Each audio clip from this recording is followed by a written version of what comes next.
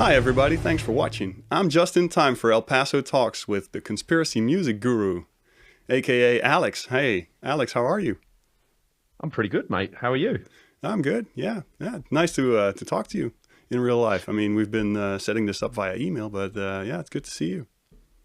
Thanks, man. Yeah, I mean, it's a bit of a weird thing, I started this music thing and started putting my thoughts into music online, and people were resonating with it. And then all of a sudden, people wanted to talk to the man behind the music, and here I am. I often wanted to hide behind the music and just let the music do the talking, but then I started realizing that people wanted to talk to me, so I had to get a little setup and a light and try and make myself look and sound good, and try and articulate myself, other than through music, which has been a new thing for me, but I'm embracing it.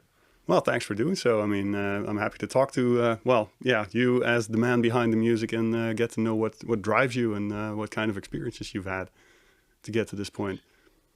Well, I guess the truth drives me. I guess, Hmm. I was making music for the longest time, but I was making ringtones and, love songs and all that sort of tepid nonsense. And then when, I started to see the world in a different way, I couldn't make those songs anymore. I had something profound to say, and music is the perfect tool to deliver that message. It's very, very powerful, and hence I think, the censorship is why I'm being, probably one of the most censored musicians in the truth community, because music can be that powerful when you couple truth, profound truths, into a catchy chorus. Then it can be very, very effective, and I think that's one of the reasons why, my voice is not being heard as much as I would like it to be, sadly. No, right. I mean, I saw your podcast, the one that you did with Drew Treglia, the Maverick in the Oh, yeah, Machine yeah, one. yeah, yeah. Yeah, well, that was really nice. I love Drew, by the way. I mean, he's I'm forever grateful for him putting out the Jones Plantation. Great movie, awesome. Everybody should see that. Yeah, yeah, for sure. I haven't seen it yet, but I know exactly what he's trying to portray, and I know Right. exactly what his point of view is from that. It's like an entry level, understanding of what's going on in our world, basically. Yeah. Yeah, he keeps calling it the plantation, which is basically a really good analogy of what world we're living in. Well, yeah, it's a slave plantation, isn't it? Right. Really, let's be Yeah, honest. yeah. So, how did you discover that we're living in a world that, well, basically is run like a plantation and we're all slaves in it? It's been a gradual process. It wasn't like the lights just went on and all of a sudden I went, aha, I get it. It was 9/11, like the same for a lot of people. 9/11 was the catalyst that got me into truth and got me sort of thinking a little bit differently, and realizing that lies on that scale were possible. Hmm. And once I think you open the door to that particular narrative and you find out we were lied to on a huge scale about that event, then I was searching that in YouTube. And because back in the day, 2012, I think it was when I started looking at that, YouTube wasn't censored then. It was saying, oh, you've looked at this 9/11 conspiracy video. Have a look at this 9/11 conspiracy video. And have you considered the fluoridation conspiracy? Like there's fluoride in the, and I'm like, Oh, what? So I'm drinking it all in, and I'm at this point I'm looking at every video that had New World Order, Illuminati, all those kinds of conspiracy titles in the sun. I'm just drinking it in for a few years. And then my attitude, my perspective of the world started to change slowly but surely. I think it's like a kind of an apprenticeship, and if eventually if you stay on that road for long enough, you start to get to the cosmological lies, and the virology lies, hmm. and the biology lies, and the geology lies, and everything. And so, name your ology. So I think it's been a gradual process. And of course, with these new conspiracies, they come and hit you in the face. And for me as a musician, I'm like, well, what am I going to do with this information? The only thing I can do is to, is to put it into music. It's kind of what I do now. I feel I have a purpose now. Yeah. I mean, once you're, yeah, aware of all this stuff, you want to share it. I mean, especially once you finally, well, start waking up, you have this tendency to want to share it with all of the world, and well, not everybody's up for that. So, Well, yeah, I found that very, very, I, of course I wanted to tell everybody. hmm. And I got into trouble by doing that. You have to gauge your audience very, very carefully. You can't go straight in with, the globe is a lie. You can't go straight in with that. Like I say, people have to do that apprenticeship. You have to realize that. Right. I was there once. I was believing that vaccines were beneficial to health. I believe we lived on a spinning ball. I believed all them things. And you can't just jump down someone's throat and say, this is a lie. It won't land very well. And I ruined a lot of relationships with that. Yeah, I can So imagine. I learned to keep my mouth shut now, and I don't, try and do any activism out, when I'm talking to new people in the bar or whatever. I don't do that. I just put it into music, and that's the way I do my activism, if you like. Yeah, you can't really pull them onto well, I suppose it's a ladder of awakening, and there's always new levels, but you can't pull them onto it. They have to find their own first step, the thing that clicks for them. And then once they're there, then you can feed them other stuff. Yeah. I like to refer to my albums as bags of seeds. You can give them a little seed and then just see if it germinates. Yeah. And the music is very powerful and very good at doing that. But sometimes those seeds will never ever germinate. There are this class of people, call them NPCs or whatever you want to call them, non-player characters, or just and I've said this quote in interviews so many times that Da Vinci said there are three classes of people: those that see when they are shown, and those that do not see. And, I've certainly come across the latter, those people that you could shower in information and facts and logic, and they're just not for whatever, they just don't, it just bounces off them. It's really, really strange. They're not interested at all. They just can't wait for the weekend to watch their football game. And It's really, really strange. So there'll always be that class of people that don't get it.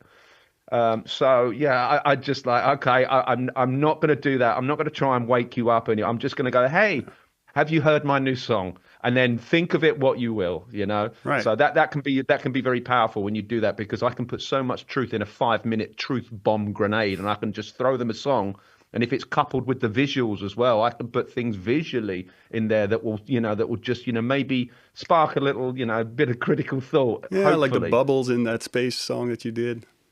Well, yeah, there's all of that, and the harnesses I did. I put so many visuals, to not just the lyrical stuff and the catchy chorus. All that stuff's very powerful. But if you're watching the animation, and of course when you put comedy in there as well, Right. people will share it, even if they don't believe a single word you're saying. They want to share it just because it's funny, because I'm floating on the ISS and doing all of this sort of humorous stuff. So that stuff is very, very powerful. I've had so many messages over the years of people saying, thank you, I'm on this journey because of this line, because of this song, because of this chorus. Wow. So that's why I now know this to be a very, very powerful medium. If you're doing music with the right intent, with the right information, in the right frequency, for the right reasons, that can be very powerful. And I think that's the reason why the internet does not want me there.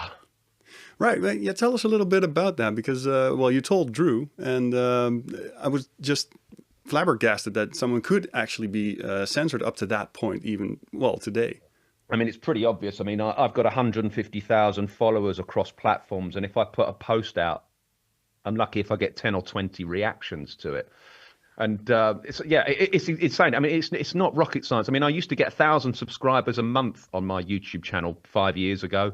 Now I've been stuck at 81,700 subscribers for 3 months. I'll gain 10, then I'll lose 10. I'll gain 20, then I'll lose 30. I'll take a step forward, then I'll take a step back. And if you really crunch the numbers, and if you really look at the analytics, it's pretty obvious what's going on. So it's very, very frustrating. And this is across platforms. This is Twitter, this is Facebook, this is YouTube, this is across platforms. So, and even when other channels, more successful channels that have a better ratio than I do, they will post my video and it just won't get any views. And you can see it's just either my face, my voice, my name, or whatever. It's just mud, complete mud on the internet. My website also demoted. You used to be able to type conspiracy music guru into Google. My website will be the first one. Now it's on like page 3 or whatever. So, and I think the reason for that is I put all the lyrics to all of my songs on my website. So I think once Google comes along and starts to crawl and index all the lyrics, and it sees things like chemtrails and you name your conspiracy, I've pretty much listed them all at this point. So when the algorithms see that kind of information, of course it's not going to promote it. Just like anything you type into Google, are vaccines safe and effective? Yes, of course they are. Don't forget it. And so. Of course, it's just going to, this tyrannical boot is just this technocratic these technocratic, I don't know, what would you call them? These parasites. They're just making sure my voice is not being heard, and it's so frustrated, and it pisses me off. Still does, but at the end of the day, it's going to push me somewhere else. I've tried the other non-censored platforms like BitChute and Rumble, but they're like Right. graveyards over there. There's just no Mm. audience there whatsoever. So now I'm kind of being pushed into the real world, and I'm doing event organizing, bringing real people together, getting us off the internet and having those, essential conversations with real people and bringing together people in the real world, escaping the internet matrix for, just a few days. And I did that last year.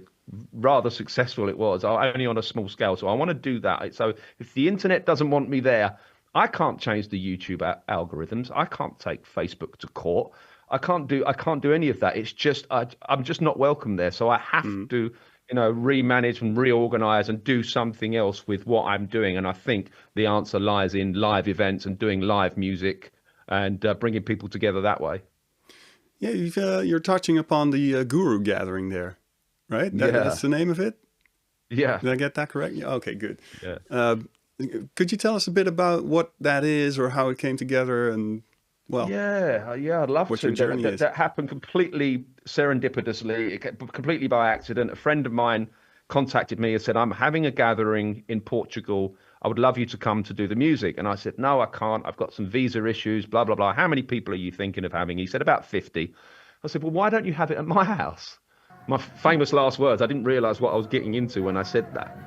And then, so we had it on the down low. We had it quite quiet. I didn't announce it. It was just like friends of friends and people that were following me on my Patreon, close followers. I invited them, and we ended up with about 80 people at my house. We provided all the food and the drink and the entertainment, and I had my guitarist friends with me, and we played and it was just the most incredible experience I've ever experienced. It was so many people went away saying it was the best weekend of their life, me included. I just don't know what it was about having all of those like-minded people around and creating that energy field or whatever, just some sort of hive mind or something energetic. We had it on the eclipse and the equinox. Maybe there was an astrological thing to it, but it was just so amazing. Everybody went away so sort of replenished and inspired. And so I was like, oh, we've got to do this again, but I want to do 200 people or 300 people if we can. So it's quite a daunting space to be in, to be an event organizer. Now, I never thought I'd be doing that, but I've got the bug now. I love being in that atmosphere. I love being surrounded by people that understand why I do what I do. And getting that kind of appreciation. Facebook comments and YouTube comments are all very nice, but it's just text at the end of the day. You can't really see the feeling behind it. And sometimes they're misconstrued. But having those people that were giving me a real hug, not a virtual hug, a real hug, and thanking me. And that was just really, really powerful. And I walked away from that weekend going, my God, what the hell was that? That was incredible. I'm so used to doing my activism from my little man cave here, my little studio, but doing it in real life with real people and people just erupting with applause and cheering. And we only had 2 acoustic guitars. We thought it would be a campfire vibe, but it was more of a festival vibe. Everyone was singing along and cheering. It was like literally, I mean, I must have done 1,000 gigs over the years, but this intimate gig with the like-minded people, that it was just probably the best gig I've ever done in my life. So I want to do it again. So it's happening again this year in September in Javier in Spain, which is where I live. We've got a lovely venue right by the sea. And tickets are on sale on my website, conspiracymusicguru.com. Click on events and all the information is there. All the food and drink is included. The band, we're playing live. I've got a band now. Wow, it's really weird how this has all happened. It's just all happened completely by mistake. I never considered, it's just happened, just organically, which I really love. What a happy mistake, man. We should have more of those. Yeah. So, you've mentioned the website. What other stuff is there on the website that you would like to highlight for people to get to know you and your music? Well, my music is very, very varied. That's one of the advantages that I have of not being tied to any music label. I can do what I want when I want musically. So if I wanted to do a rock song because I'm feeling angry, I can do a rock song. The label won't say to me, you can't do a rock song, because I don't have a label. I can do whatever. I want to do a reggae song. I want to do a comedy country song, whatever I want to do. So plus your range is like really varied. It's very wide, your range. You can Yeah, do all of those I things. think once you're let out of that pigeonhole, once you're not put into that pigeonhole by a label, because a label will say, right, you're a blues artist, you can only do blues songs, you can't do. So I have a voice. I can do a little bit of reggae. If I'm angry, I can get to that place where I want it, and I can sing a rock song. Or if I'm feeling a little somber, I want to write a sad song. I can do a little bit, So I do have a range, and I've done 7 albums now, and they've all been vastly different from one another. So if you do go to my website and click on albums, you will see a country album. It's comedic country, which basically exposes all the lies of NASA. Mr. Fred Bassey in a breakfast mess. Yeah, yeah, yeah, yeah. Let's play Twister, let's play Risk. Yeah, yeah, yeah, yeah. I'll see you in heaven if you make the list. Yeah, yeah, yeah, yeah. So Andy, did you hear about this one? Tell me, are you locked in the punch? Andy, are you goofing on Elvis? Hey, baby, are we having fun? And if you believe they put a man on the moon, man on the moon. And if you believe... There's an Unplugged album, which is kind of reminiscent of the MTV Unplugged era, where it's all made with natural unplugged instruments, and it's so much truth line for line. Very, very mellow album. And I've also toyed with Solfeggio healing frequencies and done instrumental music. I've just finished my 3rd Solfeggio album, and that's been a crazy experiment. We need to talk a little bit more about that. That's healing music, right? On the right frequency. Yeah, it's the weirdest thing. I never thought I'd be doing healing music. I always thought that was like new age woo woo, and I thought no, that can't be. But the more you look into it, and I was following this guy by the name of Jamie Buturf, Buturff, has a small channel, still has, and he was talking about the Solfeggio healing frequencies and the true Solfeggio healing frequencies. There's this old, ancient healing frequencies based on the Gregorian chants. And there's this new set of Solfeggio healing frequencies, which is what you get when you type it into Google. There's all this nonsense again. So there's a deception there. So I thought I'd take these the original, the ancient Solfeggio healing frequencies, and then build music around them. Now in the music world, we have meditative music, and it's all very drony and very monotonous and very samey. It doesn't really do anything. So I thought I'd make music that is listenable, that has an intro, a verse, a bridge, and a chorus, and base it around these Solfeggio healing frequencies. And I did that. And I did my first album, and I released it out there. Then all of a sudden, people started messaging me saying, I had this ailment. I listened to your album, and now it's gone. I had this sleep apnea. I had sleep paralysis. I had this pain in my hip, and now it's gone. And it works wonders for my children when no other music would do. It works wonders for my pets when no other music. And I've got reviews on my website, probably about 100 reviews now. conspiracymusicguru.com. Click on reviews, and you'll see all the messages that I've remembered to keep. And you'll see all these profound healing effects and even spiritual effects. So I'm utterly convinced that there's something to music made with the right intent, with the right frequencies. I don't think we have that. It's been utterly bastardized, in my opinion.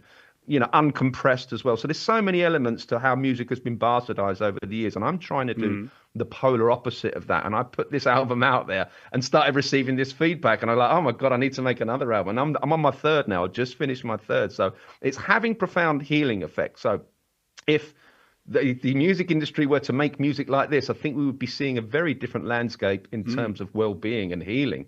So I just wish people would listen to this kind of music. But of course, no one knows about what I'm doing because I'm so censored. But there's a few close followers that know what I'm doing and know that this Solfeggio music is powerful. So there's all sorts of stuff on my website, but it's all music and it's all conscious and it's all done for the right reasons. And I can't see me doing anything else really apart from the event organizing. It's just wonderful to be involved in this kind of music that's actually helping, informing, teaching, and healing at the same time. It's wonderful. Yeah. All of these things rolled into one. That's just a very powerful combo. That's what music should be. Oh, it should, but if you listen to what music is, it's been bastardized in terms of frequency. It's been bastardized in terms of lyrical content and chord progression, in terms of the intent that goes into it as well, in terms of compression. We've got these rap singers that are singing about guns, and prostitutes. Bling bling and yeah, exactly. It's yeah, and money, drugs. You know, imagine if the music industry decided to put all its music in 432 hertz, put the right intent to it with the right lyric, and just it copied what I was doing. I'm not saying I'm the only one that's doing it correctly, but if more people were doing it like I'm doing it, it would be. I think the world. I know it sounds corny, but I think the world would be a better place. I honestly do, because it's just they've tinkered with the music for a reason. The Rockefellers were behind the funding of the keynote standing of 440. Right. So that alone should be enough for you, because these guys, they don't do anything to benefit humanity. Look at the medical system that they've tampered with. Look at the education. Look at everything that they've. When you hear that name, I don't hear beautiful things, and they were the ones that funded this keynote tuning standard of 440. That alone should be enough for you to look into what I'm talking about. Right. Yeah. I mean. Well, you've just said it. I mean, every time that name pops up, it's about something evil and destructive. Yeah. So So they've made the music destructive. They've just detuned it by 8 hertz to a destructive frequency, in my opinion. Cymatics is a good key. If you look at music cymatically in 440, it's just this muddy, incoherent mess. But 432 creates these beautiful geometric, coherent patterns. So there's another clue there. When but you can go into the numerology and the golden ratio and all of that sort of stuff, and there seems to be mathematical numerology relationships with that. But I don't go into that too much. There is that to it, but I'm like, the proof's in the pudding. Let's do this scientific experiment. Let's put these frequencies in the music. Let people immerse themselves in this music and see what happens. And the results are in, and they're profound. Right. I mean. Maybe if you kind of believe in it and you listen to it and your ailments go away, that could have been the placebo effect. But if it has effect on your children, on your pets, then I mean that's kind of proving the point, right? Exactly. And thank you for saying that, because I've said that, because you will get them people saying placebo, and maybe there is an element of placebo to it, and I'm all for that. Well, I mean, if you can activate that and then heal people by absolutely. Yeah. But when people are saying to me, I tried every other CD and the only CD that worked was your CD on my children, and children don't have a concept of placebo. Animals don't have a concept of placebo. One woman messaged me. She said, I put your CD on my little stereo, and she has chickens, and all the chickens were surrounding the CD player. As far as I'm aware, chickens don't have a concept of placebo. No, not really, no. Wow. I think so. They were gathering. So, yeah, it's very, very, very interesting, yeah. Do you know anything about like these pyramid-shaped things that kind of draw the right frequency in and help plants grow and also calm animals, attract animals? Do you know anything about that? I think it has to do with the same concept. Yeah, it is. Yeah, I think. I mean, I had a copper pyramid.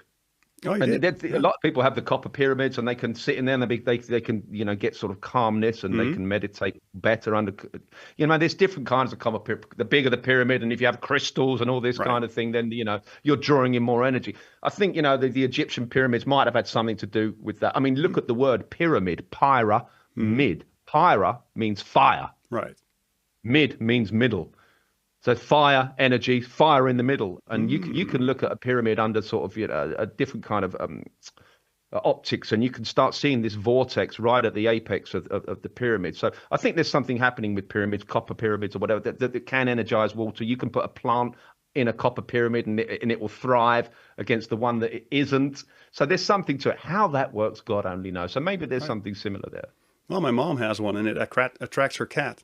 The cat just right. never wants to stay anywhere else. And they know. I've got 20 cats here, so I know how in tune cats are and how healing they are. So if they're gravitating towards a pyramid, then I'm following the cat. And when it's a cat, for sure that it's not a trick. It's not like, the boss told me to lie down there. No. Yeah, they just it's not placebo do whatever at that they point, want. is it? Yeah, exactly.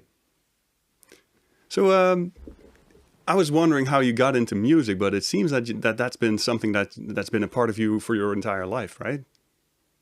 Yeah, since the age of 4, I was sort of born into a musical family. My father was an organist in a band with his brothers in the 70s and 80s.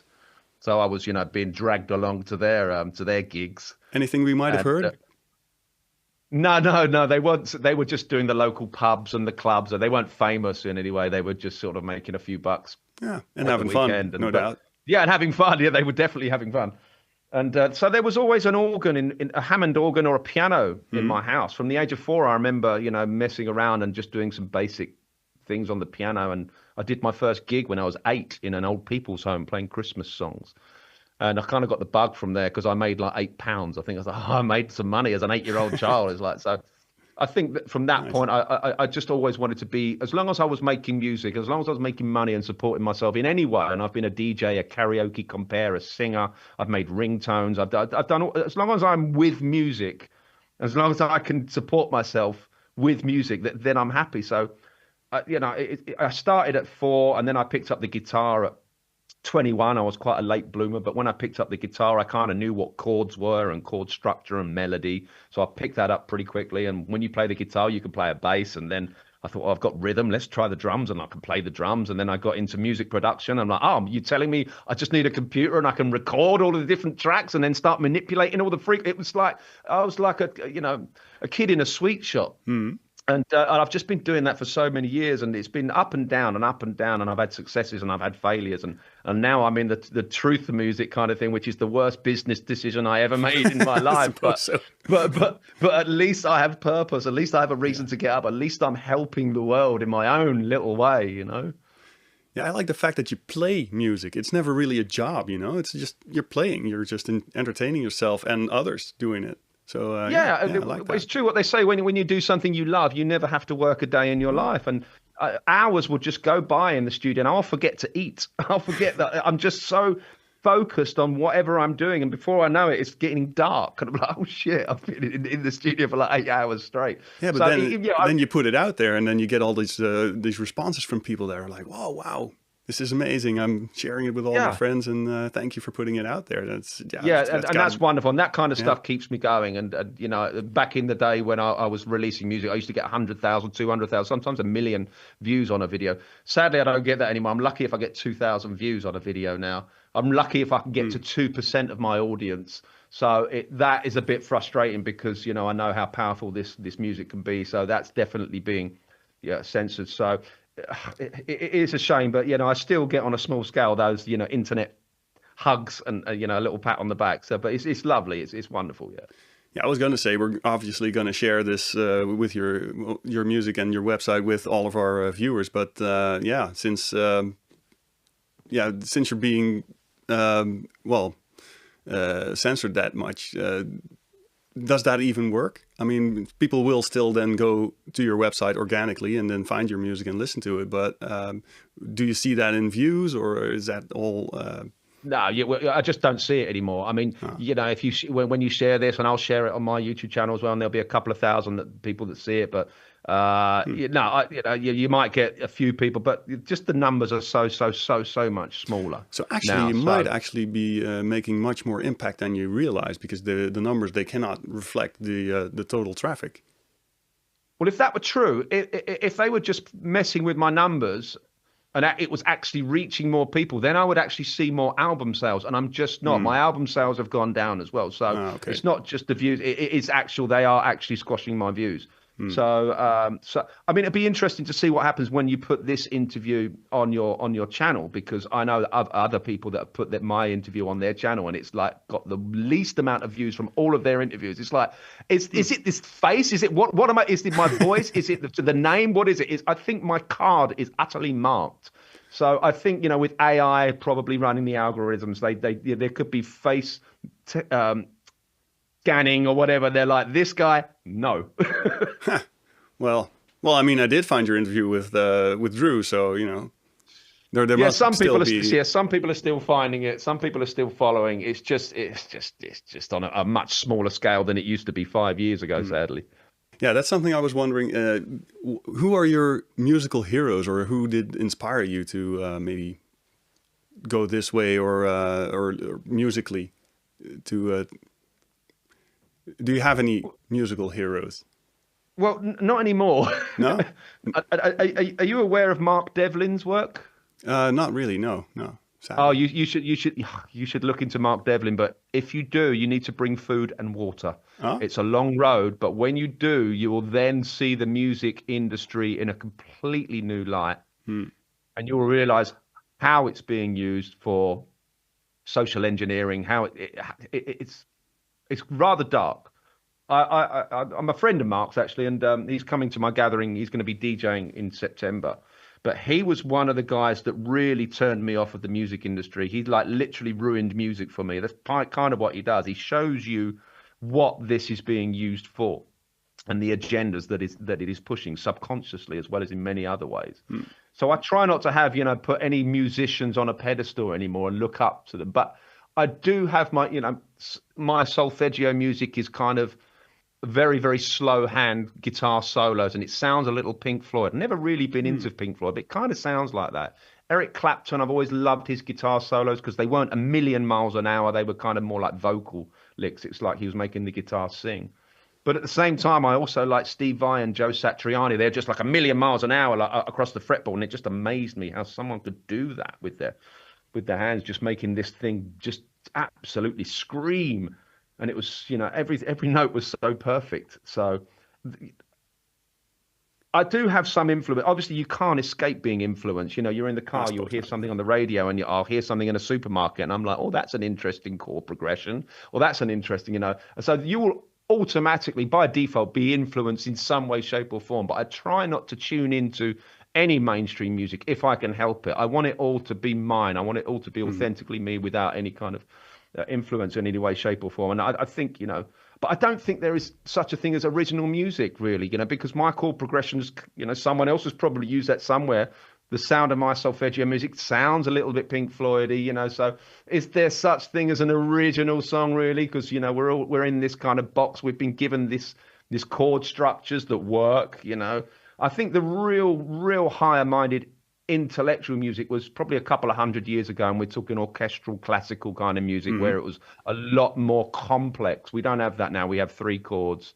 The blues music is supposed to be from the devil, and I can see why that a lot of people were saying that, because there's that old blues music is have you ever heard of the Robert Johnson conspiracy? He met the devil at the crossroads and blah blah. It's a big thing, and it's like rock and roll. How people were saying rock and roll is from the devil. All these Christian fundamentals. Rock because it's really, I think really what they might have been getting at is because the music that we used to have, the music of the old world, call it Tartarian music if you like, was very, very complex, very, very high-minded.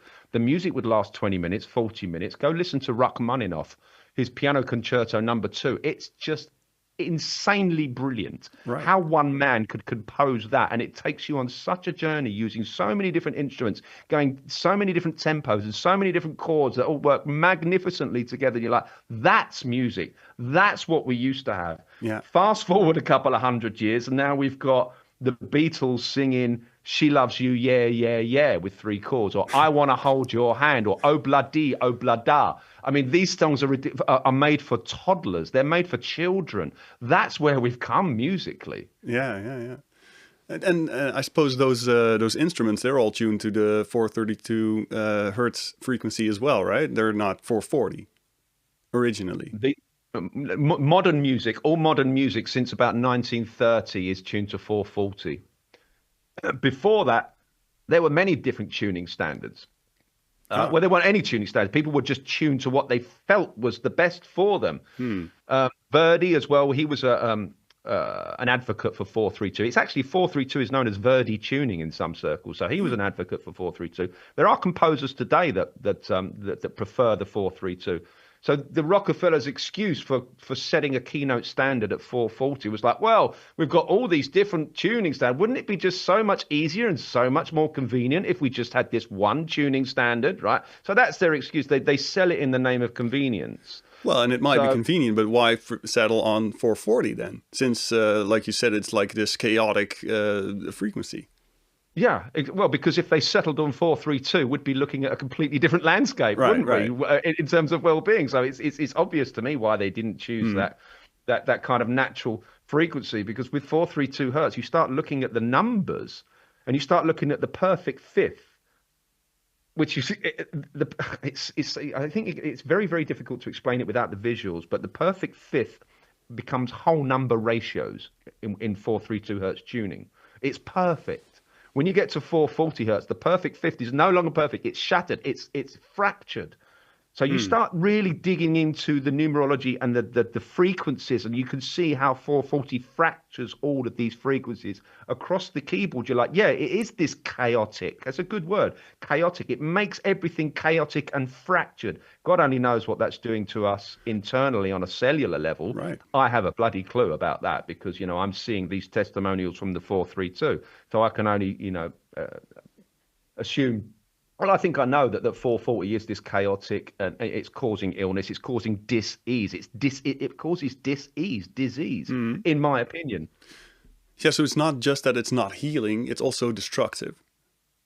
Yeah, I mean, look at teenagers. The demographic that listens to music the most, like teenagers are listening to Metallica, or I mean, I'm probably aging myself a little bit there, but they're listening to their rock bands in 440 hertz, and they're listening with their headphones, and they're listening to it for hours a day, and we wonder why they're so moody and grumpy and irresponsive, and they're just, and I'm sure the music has something to do with their attitude. Yeah, and on a surface level, you think, oh, it might be the lyrics. They're singing about these horrible things, but it's more than that. All of it is all of it. It's all of it rolled into one. Yeah, it's the compression as well. I mean, when you talk about all of your streaming platforms like YouTube have got a music streaming platform, iTunes, Apple Music, Spotify, they're all compressing the music. They take a song that I made in my studio with all of the very valuable overtones and undertones and the warmth and everything, and they remove 80% of that information to compress it in the name of convenience. That's how it's sold. Right. We can get 100,000 songs on your iPhone now. How convenient. What they don't tell you is we're going to remove 80% of the audio information, so you're not hearing it the way the producer wanted you to hear it. But they say, oh, well, most people can't tell the difference, so it's okay. And it's not okay. Well, I suppose our ears can't hear it, but the frequency does something to your body, to your being. So yeah, there must be something that's missing for that. There's a conspiracy there, of course. Oh yeah. Oh, speaking of conspiracies, I wanted to ask you: are birds real? As far as I'm aware, that's a weird one. Yeah, that's a weird one, isn't it? Yeah. I know there's some people that go, they have that truth of psychosis where they think everything is fake. Right. But no, I don't. Again, you can have an open mind, but don't have your mind so open that your brains fall out. Right. Oh, that's a good one. Yeah, that's a good way to look at it. Yeah. Yeah, because, they are lying about a lot of stuff. So everything. Yeah, basically everything. I mean, the way the world is, everything. Yeah. So it's not that hard to imagine that they would lie about birds, but I mean, I've never really seen anything other than just a being that flies in a bird. I mean, there is. I mean, I don't know. Maybe there's a corner of the internet where there is this company that are making little birds or little mosquitoes, and they're probably little spy drones. I mean, we have the technology to do that. You could make a little drone and make it look like a bat or something, and you could use it to monitor people. Or it can be done in this age of technology that we're in. And I wouldn't put it past some of those guys. Say again? I wouldn't put it past some of those guys, but still, I wouldn't. No, I wouldn't. If they had the technology, why wouldn't they do that? Why wouldn't they? Well, yeah. I mean, if they had the technology to clone people, which I do believe they do, and we've got the technology that we're seeing now with AI and everything, so I think we're going to be seeing a very, very, very strange world in the next 20 years. It's going to be AI, it's going to be digital, it's going to be technocratic. It's just going to be a bloody nightmare. So I want to get away from that. I want to get away from the internet. I know which way it's going. I can see which way it's heading. I want to get into the real world with real people because I can just see it I don't know what the future holds for music, but look at AI music. It's just, God, so soulless. Yeah, it is. It really is. And it's so easy and convenient. That's basically how they get you all the time. It's like, it's such an easy tool to use. Yeah. Well, and now everybody can be a musician now. Everybody can be a songwriter. You don't even have to write your own song. You can go to ChatGPT and say, write me a song about my cat, how much I love her. And it'll give you some pretty good lyrics, actually. You can take those lyrics and put it into Suno or whatever AI music thing. And then you go, right, I want it to be reggae. And then in 5 minutes, you have a reggae song about your cat. So anyone can make an album now in 5 minutes. And so people are not using their brains anymore. The creativity's gone. It's sucking the creativity out of people. And, there's going to be no artists anymore. The people putting brush to canvas. You're not going to employ an artist now to do something beautiful for you or to paint a lovely portrait of your cat. You could just go to AI and go, make a portrait of my cat. Here's a photo and make it, brush strokes. And so it's destroying the creative arts. Do you think it would be possible to get AI to create a song that's 432 hertz? I don't think so. No, I don't think so. Unless you had some sort of some sort of cracked version of AI, something jailbreak. Yeah, jailbreak. Yeah, exactly. That's the word. Yeah, I don't think so. No, it will always spit out the song compressed for sure. And in 440, you can take that compressed 440 song and then retune it to 432. But then there's no magic. You can't polish shit at the end of the day. Polished turd of a song. Yeah. Yeah, you can't polish a turd. What kind of song what's like the work that you're most proud of? Is there like any particular song or a bunch of songs that you think, okay, wow, that was really something? That's a really hard question to answer, because every song, every album is like giving birth. An album particularly, it usually takes about 9 months to make an album, and the labor pains are so very, very stressful making an album, because I'm just absolutely consumed with what I'm doing, particularly if I'm making a video. How am I going to position myself in this scene? What am I going to need? Blah, blah, blah. Just like, it really gets my creative juices flowing. And it's an awful lot of work. I suffer for my art. I really do. But when I finally push that album out and give birth to it, it's like, oh my God, it's my little baby. I love it so much. I'm really proud of it. I'm very glad I did it. Every album's been like that. So if somebody said to me, like, choose your favorite child, choose your favorite song. Can't really do that. It's really, really difficult. Obviously, some have had, more of a profound impact than others, but I'm proud of them all. I mean, obviously, I love the Solfeggio music because, there's no lyrics. It's just healing music. It's infused frequencies, embedded frequencies. And if people immerse themselves in the music, I could heal people. I'm a musical alchemist. I'm a doctor. I'm a healer. And I'm just a working class bloke from, North London or Essex. It's like, how did I ever get into this music where I'm actually helping people, much more than any doctors in an office, like prescribing pills. So I'm very, very immensely proud of the instrumental solfeggio stuff, because I'm prescribing medicine. The future of medicine should be sound, music and frequency, not pills, Right. So it's very hard to go, which one of these albums am I the most proud of? Because it's just an evolution of what I'm looking into, an evolution of music, and just having a purpose and giving the world something to think about musically.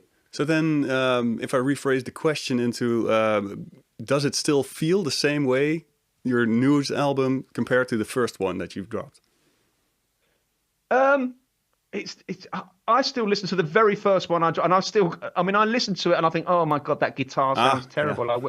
I wish I'd have, put a little bit more EQ on that, because I analyze it in ways that other people don't analyze it. I'm listening, oh, that bass is too loud. I should have but no one else would probably analyze. Probably a music producer would analyze it in that way. Maybe, so but most of us are just enjoying it and laughing about 99% of people would. Yeah, exactly. So I don't lose sleep over that. I just hear it. I go, oh, that guitar could have been a little better. Blah blah blah. But I don't know if I'm going to make another album. I think I have to try and sell the 7 that I've got, rather than spending another 9 months making another album that nobody hears. It's very, very frustrating. So it takes 9 months generally?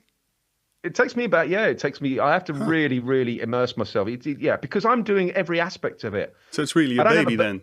I mean, it takes 9 months to carry a baby to term. So, Yeah, exactly. So, and I just write the song. I'm playing the piano. I'm doing the synths. I'm doing the orchestral stuff. I'm doing the drums. I'm doing the bass. I'm doing the vocals. I'm doing absolutely every element of it. So it takes a long time. And then the video and the uploading and everything as well, right? All the backhand stuff. And distributing and everything. Right. It's an absolute nightmare.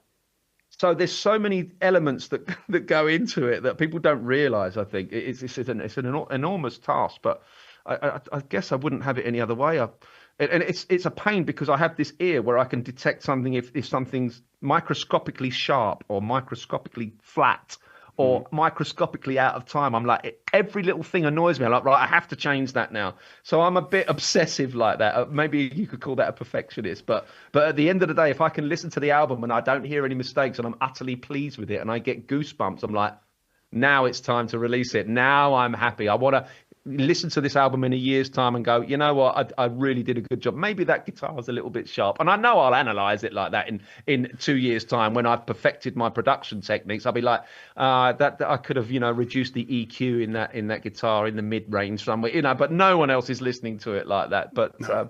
I'm enormously proud of every baby that I've birthed. Yeah. Is that also the kind of songs that will be played at your event, at the Guru Gathering? Exactly, yeah. It's your music combined with Devlin's music, I suppose? Well, the band will be it's going to be an all-day event. Exactly, we've got some wraparound events as well, which my friend is organising. So we're going to have some warm-up events before the main event, before the band goes on stage, and then some after events as well. They're happening in 2 separate places.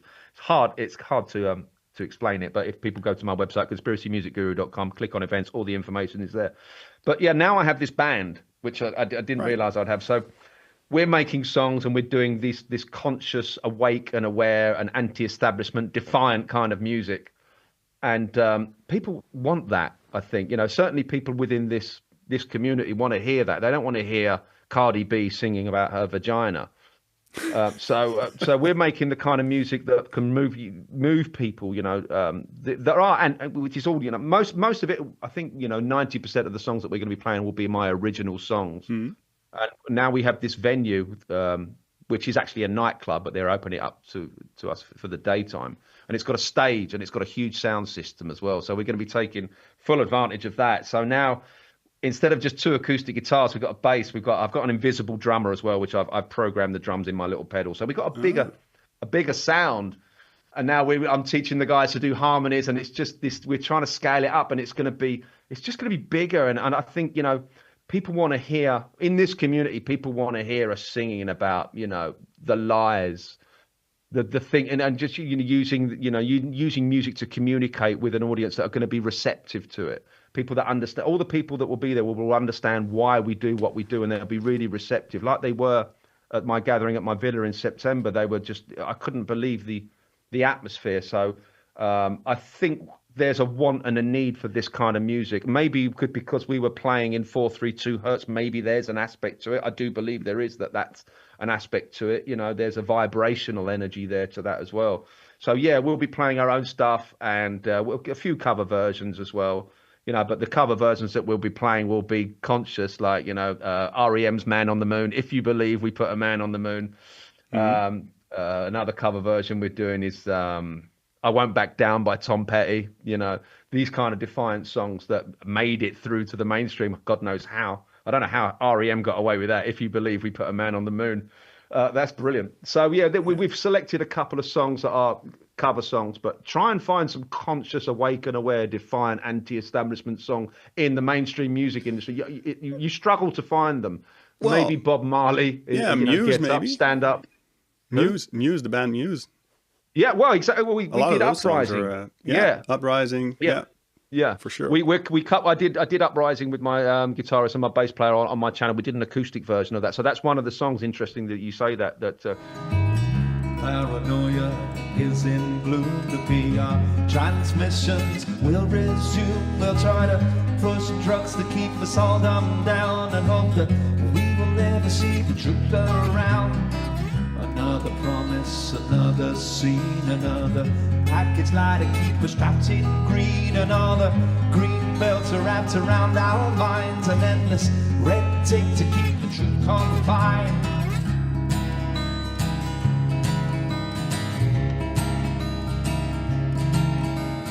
They will not force us. They will stop degrading us. They will not control us. We will It's very rare that you find songs like that. You know, they will not control us. We will be victorious, and you know. Yeah. So those kind of songs, people, I think it's going to be great to belt those songs out on stage with a lighting rig and everything and big booming speakers. So it's now a show. So I can't wait, and it's stressing me out a lot because I want it to be perfect, of course, right? But it's going to be great. I can't wait. Are there still tickets available? Yeah. We're doing the early bird price at the moment, and we might put the price up for those people that leave it to the last minute, but we'll see how the ticket sales go. But yeah, they're going all right. I've only been advertising for 2 or 3 weeks, and we're about 50% there. I'd say a lot of people leave it till, because it's not till September, so we're a good 5-6 months away, and a lot of people will leave it to the last minute. And the event organizers that I've spoken to will say, you watch, the last month everybody just wants to buy, because they have that FOMO, they call it FOMO, fear of missing out, right? So people will buy tickets in the last month. So yeah, tickets are still available if you fancy holidaying in one of the most beautiful spots in the world. Oh right, that's another thing I'd like to touch upon. You're British, but you're not in Britain, right? You live in Spain somewhere. I live in Spain, yeah. How did you get to move to Spain? What drove you to leave Britain behind? Well, my wife's parents have a friend that had a place in Spain, and they said we could rent it for cheap. So, okay. So we took advantage of that, and I came to Spain. Never been to Spain before in my life. I thought Spain was full of Brits abroad, Benidorm, lager louts, football cheering hooligans. That's what I thought Spain was like. Well, it also has that, but it also has some other stuff. I mean, I was so wrong. Because when I came to this spot, Javier, God, it's so gorgeous. It's so beautiful. It's known as the Pearl of the Costa Blanca. It's absolutely stunning. We have a microclimate here. So we have 320 days of sunshine a year. I have a year-round tan. I'm 5 minutes from the beach. There's tapas restaurants. The food, the cost of living is really cheap. The landscape is incredible. And I'm like, oh my God, this is Spain. I didn't think this, and I just fell in love with it. And at the time, I had an online business. So I thought, well, why can't we run this business from anywhere? We could run it from it. That's the whole point of an online business. You can run it from anywhere. And that didn't even occur to me. So, well, why don't we just rent a place for a few months and see what it's how like. It resonates, see how it feels. And I just fell in love, and we were like, okay, right, let's sell our place in the UK and buy a place here. And we did that 12, 13 years ago, and I've never looked back. It's just, if you're going to deal with oppression and tyranny and censorship, I would rather do that in the sunshine. I can imagine. Because, you contrast the weather that we have here than what we have in the UK. The UK weather is just, Well, I suppose it's similar to Dutch weather. It's mostly it's exactly the same rainy. as Dutch weather. It's exactly the same. It's terrible. So I'm very blessed, and it was a very good decision. And I've been here for 12 or 13 years now, and I absolutely love it. Wow. Yeah, that's very inspiring. I mean, I've been contemplating leaving this weather type and this country for a long time. I just never found like the right place to go or the right moment to go. And I suppose why don't you come? You should pop over maybe in September and just have a look around. Just come. You don't have to come in September. Just come and have a look around, and you might feel the same thing that I felt all those years ago. And went, wow, maybe I could. It's just I wake up every morning, it's sunshine. I mean, there are some chemtrails and things like that every day. When I first came here, there wasn't. Well, you can't really escape that. You can't. You can't. But it's just a beautiful place. And have you ever been to Spain before? Well, yeah, I've been to Ibiza, but not really Spain proper. I mean, I've been to Barcelona, but it's a city. It's totally different. I mean, I've been to Ibiza a few times. It's not mainland Spain, and particularly if you start going into the countryside, you start to go inland a little bit. Then it gets very Spanish. You get the beautiful little villages, little pueblos. The landscape is just incredible, and the food and the people. It's just, I mean, I'm thinking of moving inland about half an hour because the property is so cheap. The land is so cheap. Where I am on the coast, quite expensive. I'm thankful for buying a place on the coast because now my property value went up in the last 10 years. So now I might sell and then use that money and get a place inland with a lot more land and, maybe start having events there at my home. So, yeah, it's opened up a lot of doors to me. I have a whole new a set of people around me. When I first got here, it was very lonely because I left my whole family and friends and everything behind. Right. And I was quite lonely for a few years, but then you start to attract what you are. Now I'm surrounded by all these brilliant people that get me, and I get them, and we're all conscious, awake, and aware. And we have a lot of gatherings, and so it took some time, but now this is my home. So I suppose you have like this whole community around you that you can rely on, and you can do stuff together. Maybe set up some off-grid electrical stuff, or just yeah. That is too much for a lot of people. I don't think people are ready for how what, I'm going to sell everything, and we're all going to buy this piece of land, and we're all going to live in perfect harmony and sing Kumbaya around the fire. It's a very nice idea. It's just that it's a lovely idea. It's a beautiful idea, but people are not ready for that. No, there's some harsh times that go along with setting something up like that. Well, exactly, because then somebody has to organize things. Somebody has to be a leader. You have to make rules and regulations. Right. Somebody has to be the head. And then people have put more money in than other people, and then there's going to be. It actually becomes very, very difficult. Yeah. So I don't think people are ready. And particularly when it comes to food, yes, we can grow our own vegetables and that. But I've tried to do the self-sufficient thing, and yes, you can do it with community. But are people really ready to start?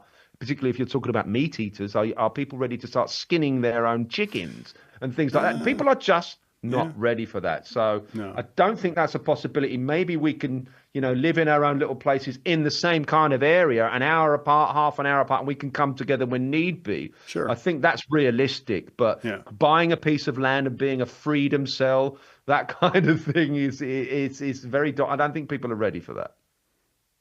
No, I suppose not. I mean. Yeah, it sounds very nice on paper, but like you said, if you have to slaughter and butcher an animal, well, I mean, I've cleaned a fish once or twice. The Amish have got the right idea. I look up to yes, they've got some funny religious ideas and that, which I don't resonate with, but at least they're making their own food. The women are making all the clothes. The guys are doing the physical work. They've really got, but that's a whole community that have been around for a very long time. They're kind of mastering their art, and they're completely disassociated, most of them, from society. Right. Great. Good for them. Yeah, but to get to that point, I mean, what have you got to, they've been doing it for how long? A few hundred years, they're perfecting their art. We just want to get into that. But so it's going to be messy if you want to do it. So I think really just, find the others, find the awake people around you. If it's an hour away, so be it. But at least we can come together, and it's not too much of a hassle, to come from an hour and commune at this one place, so we can at least, it helps with your sanity when you've got, when you can talk freely. Right. Yeah. You don't have to worry about anything. Just talk. They'll understand. They'll even commend you for sharing your views. Yeah. Yeah, that's the kind of people you want to attract. Important. Yeah. So, do you have any plans or dreams besides the Guru Gathering? Obviously, is there anything that you aspire to still do in the near future? Wow, these are great questions. I haven't really thought about it. I kind of take one day at a time. Really, I don't really know where I'm going to be in 5 years, and maybe Well, I mean, that's very based. You're in the moment. That's where most people, tend to. I think that's a good way to. Yeah, I think that's a good way to operate from, because dwelling on the past or being anxious of the future is only gonna, it's not gonna be very good for your well-being. I think.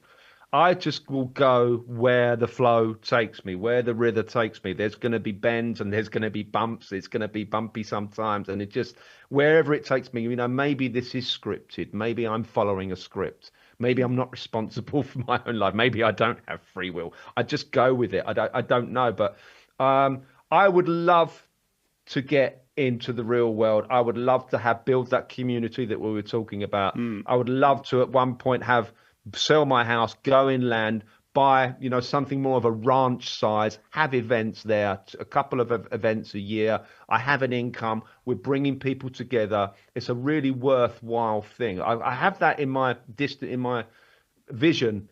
I want to do that. How I'm going to do that. I don't know, but you know, I like a challenge. I think that's going to be in my future, in the future for the next 5 years. And then I don't know. I mean, I'm 54 now.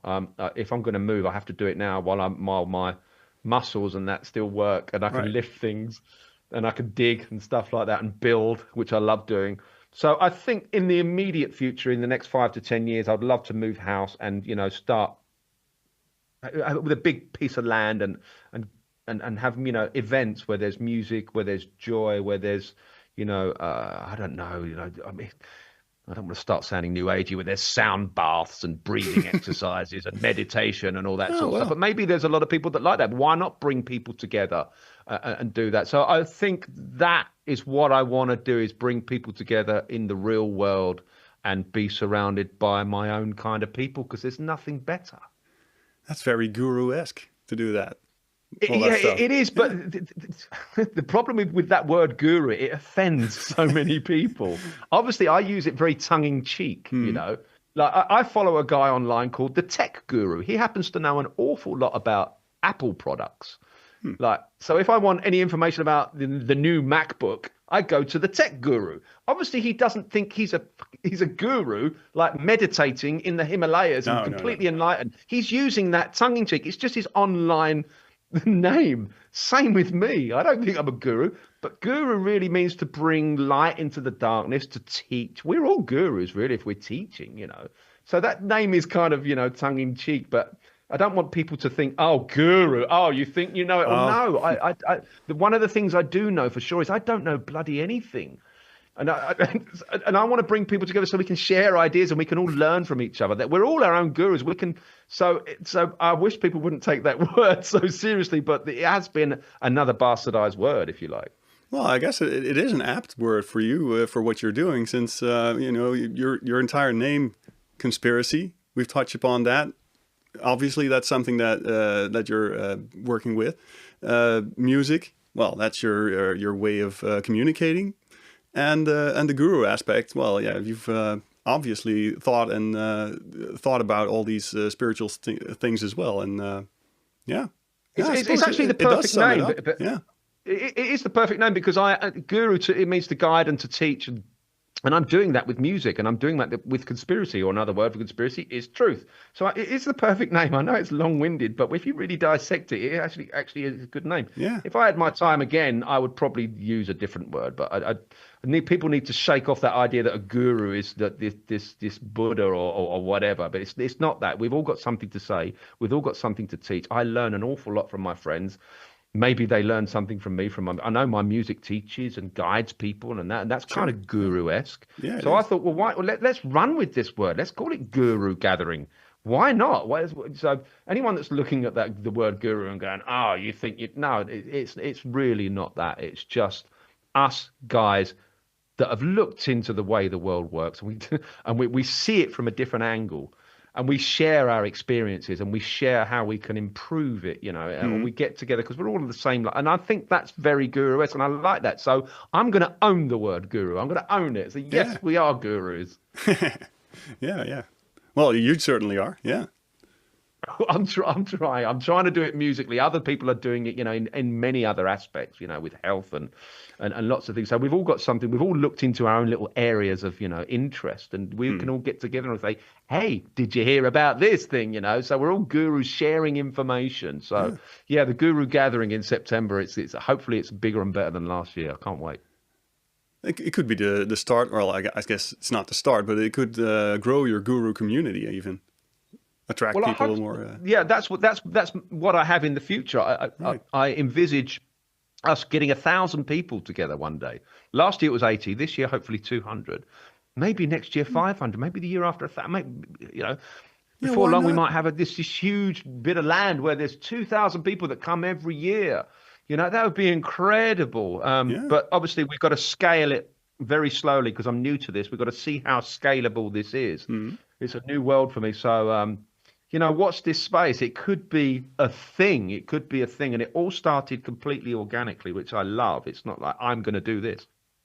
So it all happened very organically, and I can't wait to see where it goes. Yeah. Wow. Well, now I'm actually I'm going to change my plans and supposed to. I think I'm going to go and try to attend in I hope you September. do. I hope you do. I mean, you'd be very welcome. I hope a lot of our viewers do as well. Yeah, so do I. So do I. I mean, if you want to be with like-minded people, it's so important.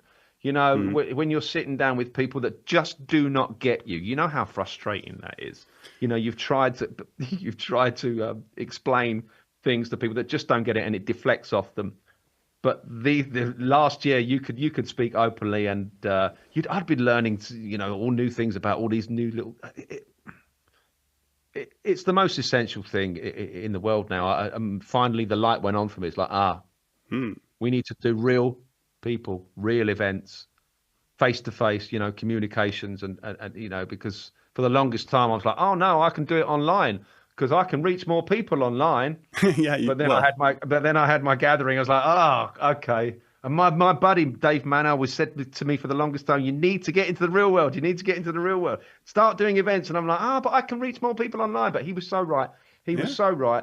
And well, especially with all the censorship. That's what I'm going to be pursuing for the future. Yeah, for sure. Yeah. Is there anything that you would like to promote? Maybe now that we're talking, like maybe some of your music or the event. We've talked about the event, but is there anything else that you're that you would like to? No, not really. I mean, if people are curious about what's coming out of my mouth, if people are curious about what I've said, if they can remember 3 words, which is conspiracy music guru, and if you remember those 3 words and type that into YouTube, you'll find 2 channels, one with just the music, one with all the visuals. That's the interesting channel, and you can see all of the work that I put in into making all this conscious music, and just trying to rattle the cage a little bit and trying to shake people out of their coma and say, hey, this is going on with this. I mean, name your conspiracy. I've probably done it visually in a song. So, if you're interested to see, very curious and conspiracy music videos, go to my YouTube channel or go to my website, and there's a bunch of stuff on there. But no, I mean, if you want to find out more about what I do and why I do what I do, why I'm hosting events now, why that's important to me, go to my website, conspiracymusicguru.com, and just dig a little bit deeper and see why people want to flock to Spain and gather and share those really critical moments with real people. And a bit of sunshine as well. Well, it doesn't hurt, does it? No, and some good tapas and some good wine and, and good music, unbastardized in 432, conscious, awakened. So there's lots of elements to it. It's not just, there's so many elements to it. So I've got the bug for events and meeting and getting people to gather, hence the gathering.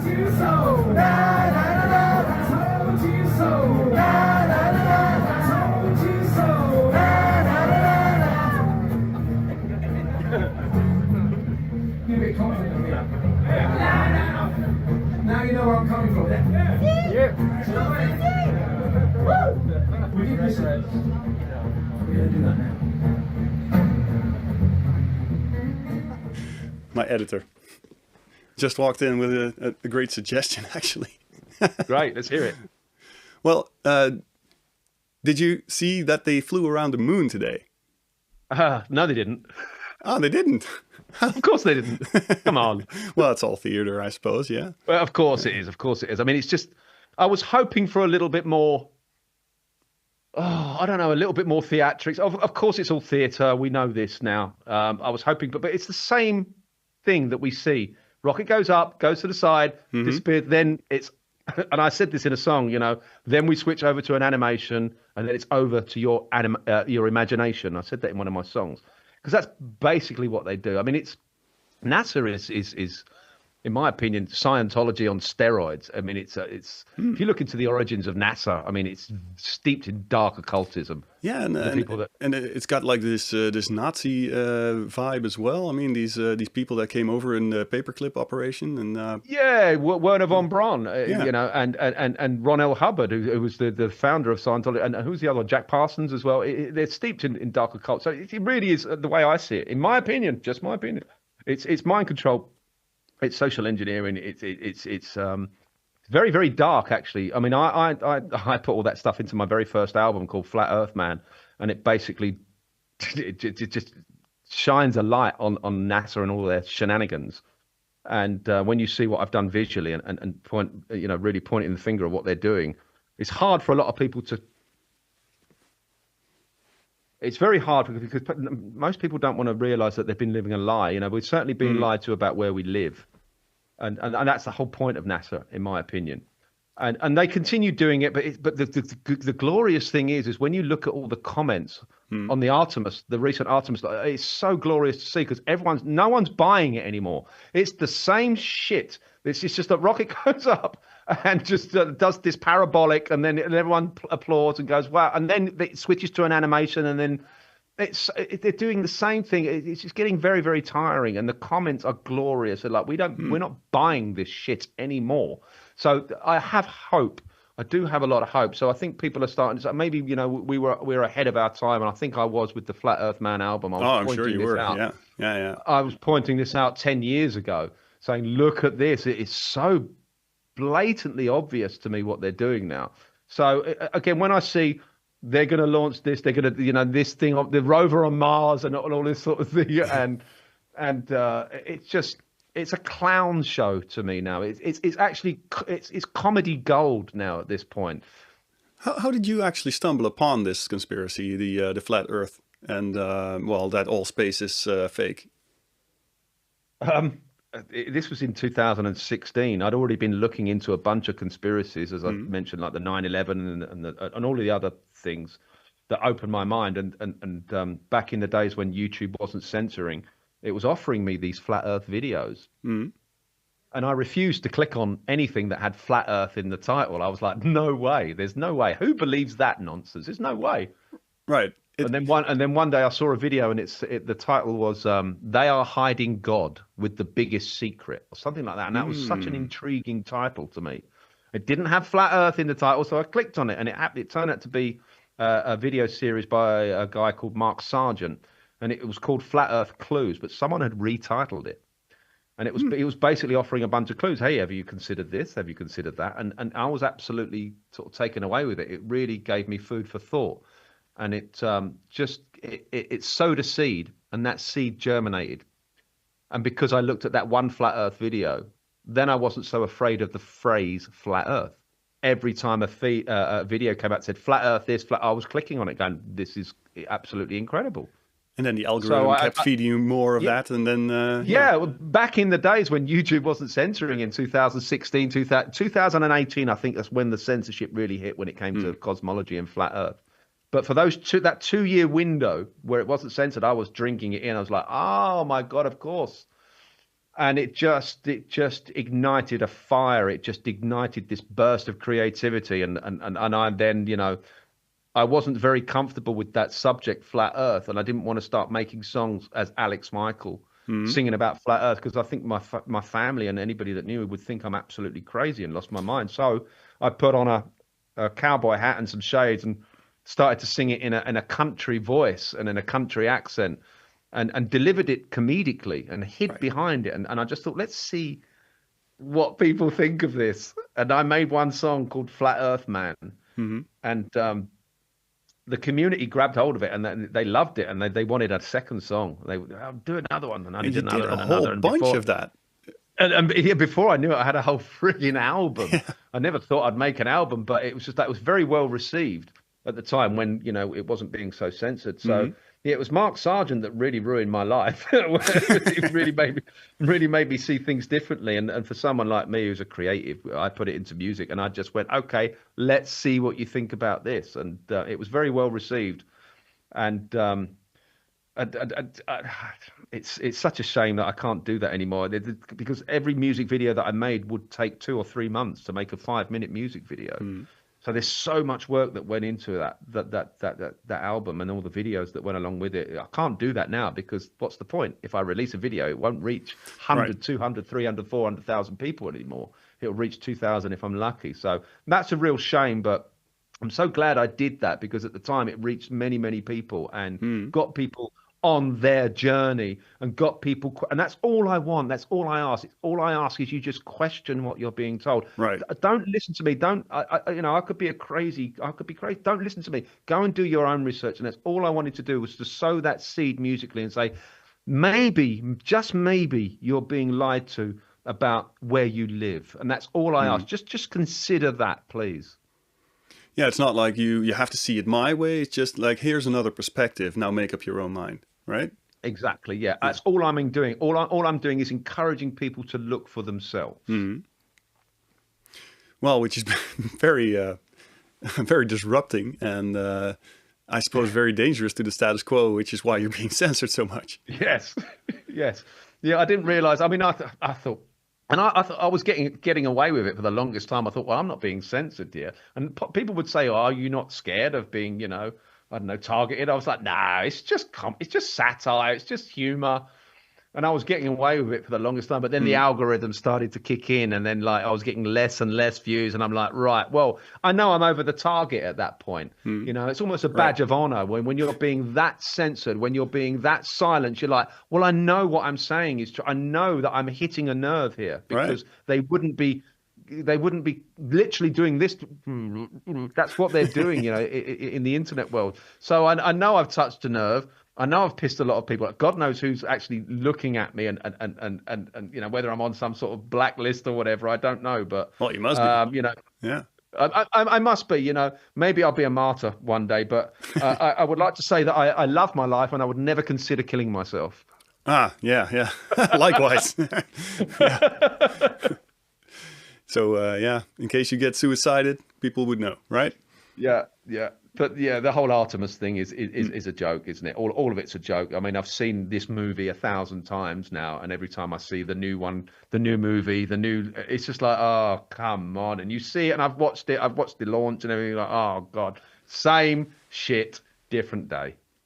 Yeah, that's the weird thing. Once you kind of step through the mirror and see that everything's upside down the way it's being presented to you, then it's like, how did I fall for this all this time? How didn't I see this sooner? Yeah, I've kicked myself many times.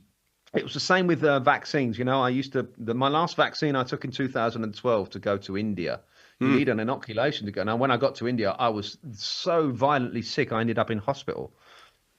So I've been through the vaccine, and I kick myself, but I was there once. I believed I lived on a spinning ball. I believed that vaccines were safe, and I believed all of that. So the people that are still there, you have to forgive them, for they know not what they do. I was there once, so it's a journey you have to take. And thankfully, I have a critical mind. I'm able to see things, and and now particularly, especially now after I've unraveled so much stuff, it's like I'm at the point where I don't believe anything I'm told now.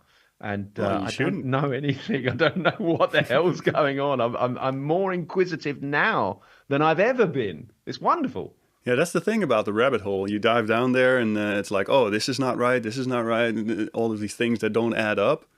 But it never gives you like, okay, so this is how it actually happened. No. It's a never-ending rabbit. It's never-ending. You'd never be satisfied. You will never be oh, now I know everything. And I was arrogant. I was quite arrogant at one point. I thought, oh, the whole globe deception, that's got to be the biggest lie. I think I'm at the pinnacle now. I've uncovered everything. But of course, that's not true. There's so much more to learn. And at least I'm at the point where I'm like, do you know what? I don't know a thing anymore, but I'm having fun with it now. I did go through the sort of dark night of the soul and get depressed. Like, holy shit, everything I thought is wrong. And you have to approach that, and people can spiral into depression at that point, and it can rip families apart. I've seen it. It can rip relationships apart, and I've seen it many times. So you have to be very, very careful with this information. But thankfully, my wife is on board with all of this information, and we've never quarreled about it at all. She's totally on board and supports what I do 100%. So I'm very lucky in that aspect. So I'm very supported. So you got together before you've opened your mind. Yeah, we basically went through the journey together then.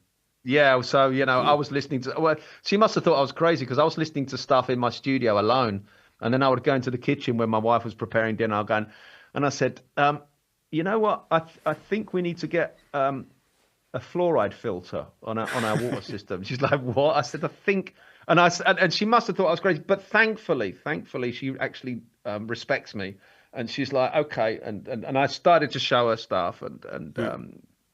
it wasn't long before she was, in floods of tears, Hmm. realizing what was going on, realizing I could see her whole reality shattering in front of her, like mine did. And and so she's had a couple of shaky moments where she was like, "Oh my God, everything I thought I knew was wrong." And but she's strong like me.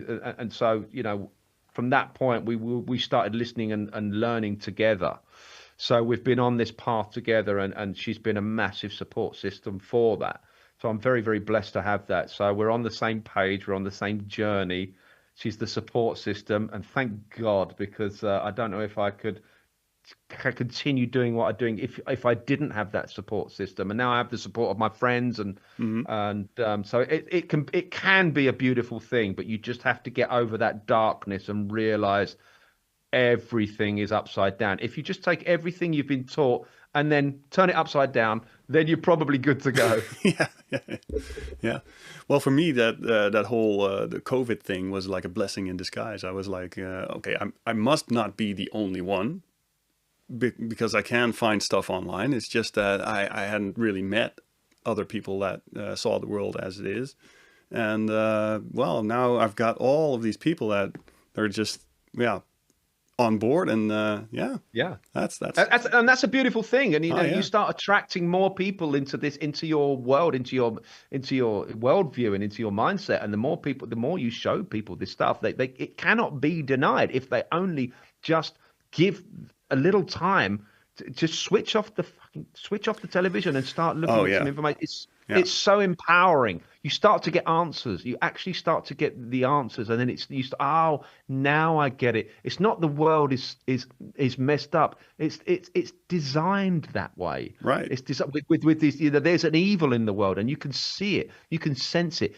I can smell it now. I can see the evil in the room. I know it's there, but whether that defines you or not, and it's pushing me into better places, and now I'm starting to attract the kind of people that I want in my life. And it can be a beautiful thing, but you do have to go through that dark period that we've all been through, I'm sure, when you start looking into this stuff. I suppose that's a very Gnostic thing of you to say, like the world is evil and it's designed that way. I mean, they would approach it that way. Do you have any? Well, is that something that you've been looking into? Like, That the world is evil. well, in the views of the Gnostics and maybe the Cathars and people like that. I have I have an opinion which most people don't like, and I don't like even saying it in interviews. Mark Devlin, actually, the music guy who's really looked at music, and he's done a whole series on, and he calls it the God series. Hmm. And you should look into what he's saying. It's Oh. not nice information. It's not. It will rattle you to your cage. It really will. But it will make so much sense when you start looking at maybe this place was designed with not the best of intentions. If you start to look at things that way, but nobody wants to hear that maybe the creator is not so benign. Maybe the creator has, I don't even know what the creator is. It could be a computer program. It could be a simulation. I don't know. I'm happy with Well, I saying I suppose don't it know. is. You think you're on simulation as well? Yeah, I think it's a simulation. Yeah, for sure. Yeah, I never thought I would say those words, but I'm leaning towards that, and I'm leaning towards AI and all of those kind of things. And I never thought I'd say that, but I do think this place was set up not for our benefit. Maybe there was a time where everything was all just absolutely wonderful and hunky dory, and everyone was singing Kumbaya. I don't know, but every dystopian movie talks about this kind of concept. Right. Mark Devlin really articulates it very well in his God series. I'd encourage people to watch that, actually, but it's not great.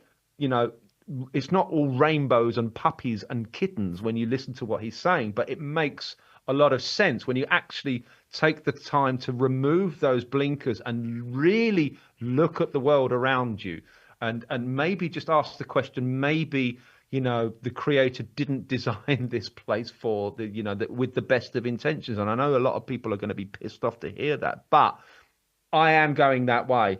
But I mean, is that gnosis? You know, what is that? What is that?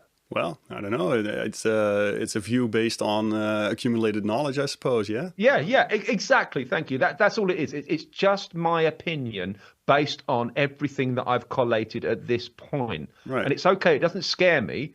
It doesn't scare me. It's like it actually encourages me to live a better and happier life in a way. So I think you have to look at you've got to look at the darkness, you know, and try and be the light, try and be the torch in the dark room and go, you know, maybe things aren't so bad. But I don't know. I'm still struggling with that kind of information, of course, because nobody wants to hear that. Yeah, me as well. I mean, I've looked at so many videos, I've read so many texts. It's just that you never really know whether you're at the core and whether you understand all of it. It's just, well, you never will. No, probably not. No, you're probably right. And that's probably also not the point. No, I mean, maybe you know, you might be a little bit more enlightened when you die. I think death is an illusion. I think you know, upon our passing, there might be a whole new bag of deception in this other realm which we have to navigate.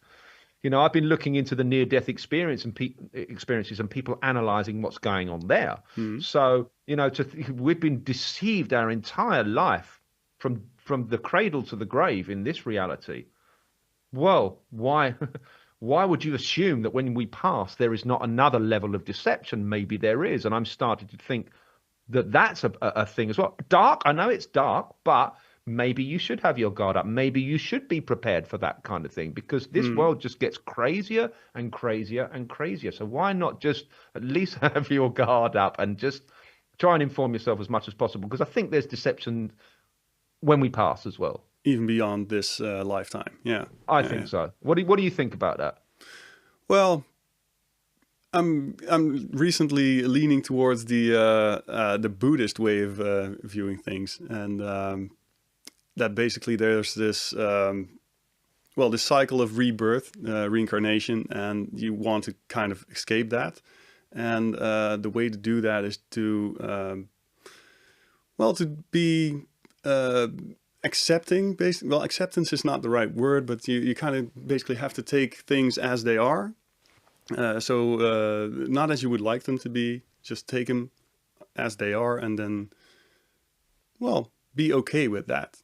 And stay away from wanting things to change or wanting to prolong good things, or maybe wanting some pain or some painful experience to go away. You just kind of have to take it as it comes, and try to learn and grow from those experiences.